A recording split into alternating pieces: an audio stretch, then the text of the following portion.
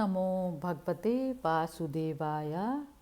श्रीमद्भागवत महापुराण तृतीय स्कंद दूसरा अध्याय। उद्धव जी द्वारा भगवान की बाल लीलाओं का वर्णन। श्री सुखदेव जी कहते हैं, जब विदुर जी ने परम भक्त उद्धव से इस प्रकार उनके प्रियतम श्री कृष्ण से संबंध रखने वाली बातें पूछी, तब उन्हें अपने स्वामी का स्मरण हो आया और वे हृदय भर आने के कारण कुछ भी उत्तर दे न सके। जब ये 5 वर्ष के थे, तब बालकों की तरह खेल में ही श्री कृष्ण की मूर्ति बनाकर उसकी सेवा पूजा में ऐसे तन्मय हो जाते थे कि कलेवे के लिए माता के बुलाने पर भी उसे छोड़कर नहीं जाना चाहते थे। अब तो दीर्घ काल से उन्हीं की सेवा में रहते रहते ये बूढ़े हो चले। अतः विदुर जी के पूछने से उन्हें अपने प्यारे प्रभु के चरण कमलों का स्मरण हो आया। उनका चित्त विरह से व्याकुल हो गया और फिर वे कैसे उत्तर दे पाते। उद्धव जी श्री कृष्ण के चरणारविंद मकरंद सुधा से सरोबोर होकर 2 घड़ी तक तो कुछ भी नहीं बोल पाए। तीव्र भक्ति योग से उसमें डूबकर वे आनंद मग्न हो गए। उनके सारे शरीर में रोमांच हो आया और मुंदे हुए नेत्रों से प्रेम के आंसुओं की धारा बहने लगी। उद्धव जी को इस प्रकार प्रेम प्रवाह में डूबे देखकर विदुर जी ने उन्हें कृतकृत्य माना। कुछ समय बाद जब उद्धव जी भगवान के प्रेम धाम से उतरकर पुनः धीरे धीरे संसार में आए, तब अपने नेत्रों को पोंछकर भगवत लीलाओं का स्मरण हो आने से विस्मित हो विदुर जी से इस प्रकार कहने लगे। उद्धव जी बोले विदुर जी से, श्री कृष्ण रूप सूर्य के छिप जाने से हमारे घरों को काल रूप अजगर ने खा डाला है। वे श्रीहीन हो गए, अब मैं उनकी क्या कुशल सुनाऊं। यह मनुष्य लोग बड़ा ही अभागा है, इसमें भी यादव तो नितांत भाग्यहीन हैं, जिन्होंने निरंतर श्री कृष्ण के साथ रहते हुए भी उन्हें नहीं पहचाना। जिस तरह अमृत में चंद्रमा के समुद्र में रहते समय मछलियां उन्हें पहचान ना सकी थी, यादव लोग मन के भाव को ताड़ने वाले बड़े समझदार और भगवान के साथ एक ही स्थान में रहकर क्रीड़ा करने वाले थे, तो भी उन सब ने समस्त विश्व के आश्रय सर्व अंतर्यामी श्री कृष्ण को एक श्रेष्ठ यादव ही समझा। किंतु भगवान की माया से मोहित इन यादवों और इनसे व्यर्थ का वैर ठागने वाले शिशुपाल आदि के अवहेलना और निंदा सूचक वाक्यों से भगवत प्राण महानुभावों की बुद्धि भ्रम में नहीं पड़ती थी। जिन्होंने कभी तप नहीं किया, उन लोगों को भी इतने दिन तक दर्शन देकर अब उनकी दर्शन लालसा को तृप्त किए बिना ही वे श्री कृष्ण अपने त्रिभुवन मोहन श्री विग्रह को छिपाकर अंतर्ध्यान हो गए और इस प्रकार उन्होंने मानो उनके नेत्रों को ही छीन लिया। भगवान ने अपनी योग माया का प्रभाव दिखाने के लिए मानव लीलाओं के योग्य जो दिव्य श्री विग्रह प्रकट किया था, वह इतना सुंदर था कि उसे देखकर सारा जगत तो मोहित ही हो जाता था। वे स्वयं भी विस्मित हो जाते थे। सौभाग्य और सुंदरता की पराकाष्ठा थी उस रूप में। उससे आभूषण भी विभूषित होते थे।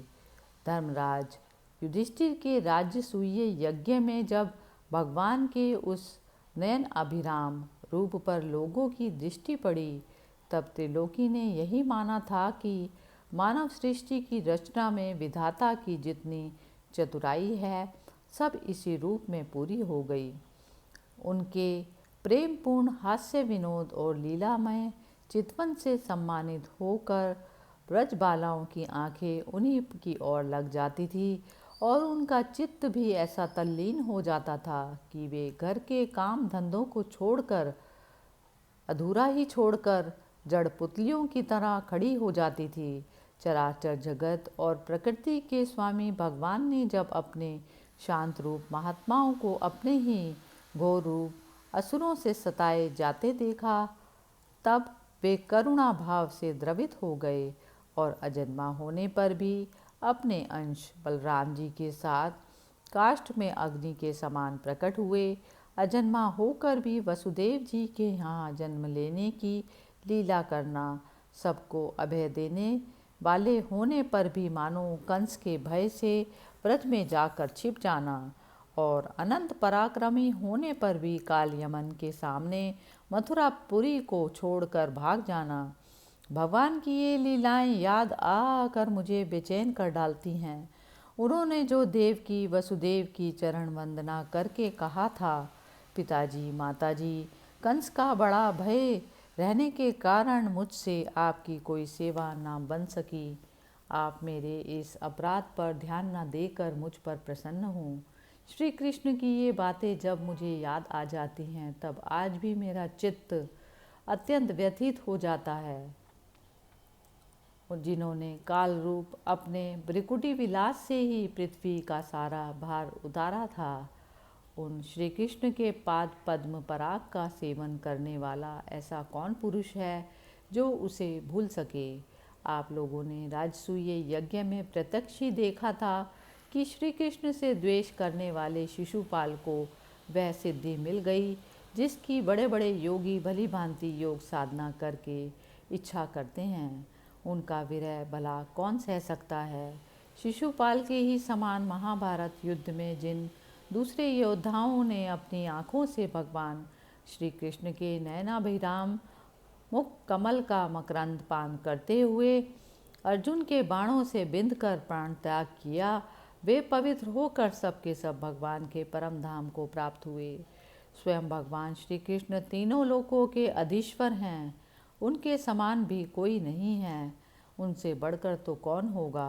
वे अपने स्वतः सिद्ध ऐश्वर्य से ही सर्वदा पूर्ण काम हैं। इंद्र आदि असंख्य लोकपालगण नाना प्रकार की भेंटें ला ला कर अपने अपने मुकुटों के अग्रभाव से उनके चरण रखने की चौकी को प्रणाम करते हैं। विदुर जी वे ही भगवान श्री कृष्ण राज सिंहासन पर बैठे हुए उग्रसेन के सामने खड़े होकर निवेदन करते थे, देव हमारी प्रार्थना सुनिए। उनके इस सेवा भाव की याद आते ही हम जैसे सेवकों का चित्त अत्यंत बेचैन हो जाता है। पापिनी पूतना ने अपने स्तनों में विष लगाकर श्री कृष्ण को मार डालने की नीयत से उन्हें दूध पिलाया था। उसको भी भगवान ने वह परम गति दे दी जो धाया को मिलनी चाहिए।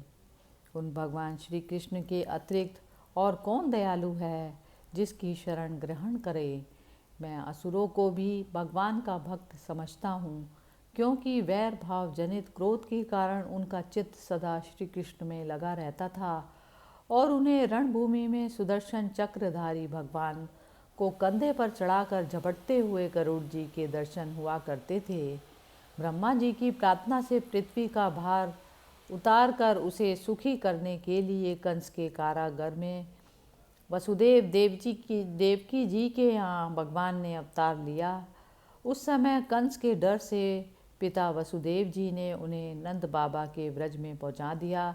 वहाँ वे बलराम जी के साथ 11 वर्ष तक इस प्रकार छिप कर रहे कि उनका प्रभाव वज्र के बाहर किसी पर प्रकट नहीं हुआ। यमुना के उपवन में जिसके हरे भरे वृक्षों पर कलरव करते हुए पक्षियों के झुंड रहते हैं, भगवान श्री कृष्ण ने बछड़ों को चराते हुए ग्वाल बालों की मंडली के साथ विहार किया था। वे ब्रजवासियों की दृष्टि आकृष्ट करने के लिए अनेकों बाल लीला उन्हें दिखाते थे। कभी रोने से लगते, कभी हंसते और कभी सिंह शावक के समान मुग्ध दृष्टि से देखते। फिर कुछ बड़े होने पर वे सफ़ेद बैल और रंग बिरंगी शोभा की मूर्ति गौओं को चराते हुए अपने साथी गोपों को बांसुरी बजा बजा कर रिझाने लगे। इसी समय जब कंस ने उन्हें मारने के लिए बहुत से मायावी और मनमाना रूप धारण करने वाले राक्षस भेजे, तब उनको खेल ही खेल में भगवान ने मार डाला, जैसे बालक खिलौनों को तोड़ फोड़ डालता है।